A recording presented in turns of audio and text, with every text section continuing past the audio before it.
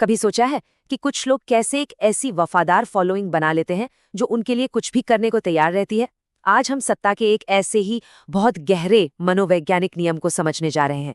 और ये सिर्फ बड़े नेताओं या गुरुओं के लिए नहीं है, ये नियम हमारी रोजमर्रा की जिंदगी में भी काम करता है, अक्सर हमारी नजरों से छिपकर। ये नियम जितना सीधा साधा लगता है उतना ही चौंकाने वाला भी है। सुनने में ये गलत लगता है और है भी, लेकिन इसके पीछे की साइकोलॉजी को समझना हमें ये पहचानने में मदद करता है कि हमारे आसपास ऐसा कब और कैसे हो रहा है। तो चलिए सबसे पहले हिस्से पर चलते हैं, विश्वास की शक्ति। यहाँ सबसे बड़ा सवाल ये है कि हम इंसान अपनी सारी समझदारी के बावजूद इस तरह के प्रभाव के आगे इतने कमजोर क्यों पड़ जाते हैं? आखिर हमारी कौन सी भावनाएं हैं जिनका फायदा उठाया जाता है?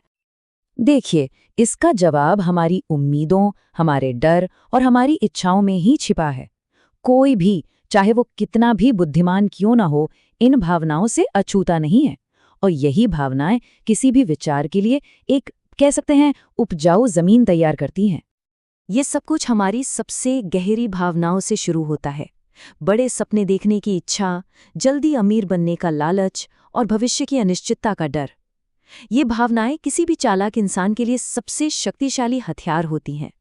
इसका एक क्लासिक उदाहरण है वो चेन लेटर वाला पोस्ट कार्ड, याद है? इसे 21 लोगों को भेजो वरना कुछ बुरा हो जाएगा।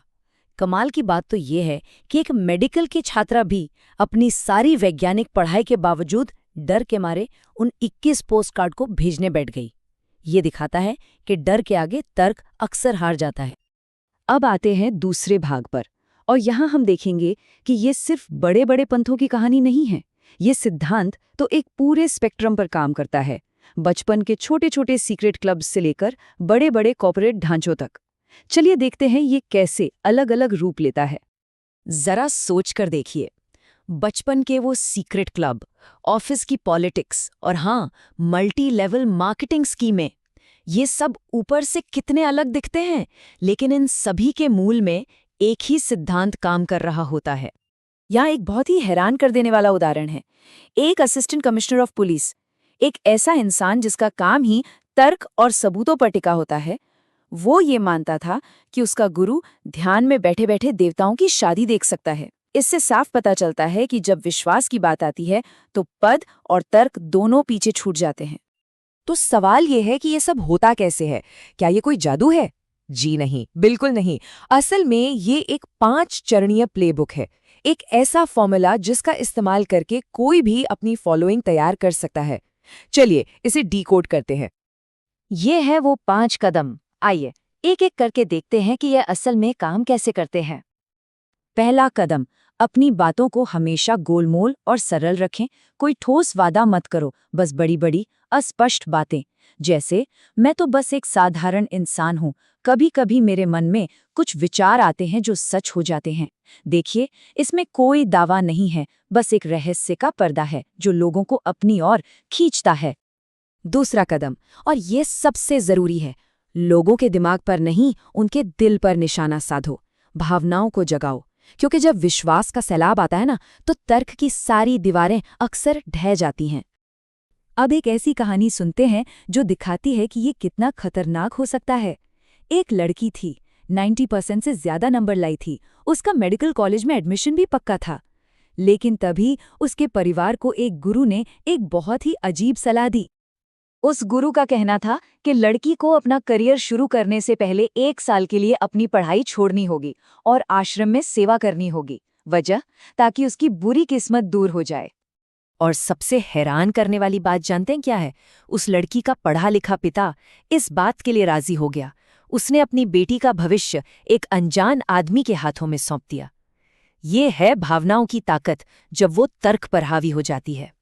तीसरा कदम, एक ढांचा बनाओ, बिल्कुल किसी असली धर्म की तरह। एक लीडर बनाओ, उसके नीचे अलग अलग पद बनाओ, कुछ रस्में तैयार करो, जैसे रोज शाम की आरती, और लोगों को स्वामी या इनर सर्कल जैसी उपाधियां दो। इससे सब कुछ असली और गंभीर लगने लगता है। चौथा कदम, पैसे के स्रोत को हमेशा छिपा कर रखो। क्या किसी को पता है कि इन गुरुओं की असली कमाई कहाँ से होती है? पैसा हमेशा दान, भक्ति या आध्यात्मिक प्रसाद के नाम पर आता है। जिससे लीडर के असली इरादे हमेशा छिपे रहते हैं। इसका सबसे बड़ा और मॉडर्न उदाहरण है मल्टी लेवल मार्केटिंग। ये भी तो सपनों से ही खेलते हैं। ये आपको पैसे और आज़ादी के सपने दिखाते हैं, इमोशनल इवेंट्स करते हैं, डायमंड और प्लैटिनम जैसी उपाधियां भी देते हैं। ये पूरा सिस्टम भी तो विश्वास और भर्ती करने के खेल पर ही टिका है। और आखिरी कदम है हम बनाम वे की मानसिकता बनाना। एक बाहरी दुश्मन की पहचान करके समूह को एकजुट किया जाता है, जैसे जो हमारे साथ नहीं है वो हमारे खिलाफ है। ये भावना समूह को एक खास पहचान और मकसद देती है और शक की किसी भी गुंजाइश को खत्म कर देती है।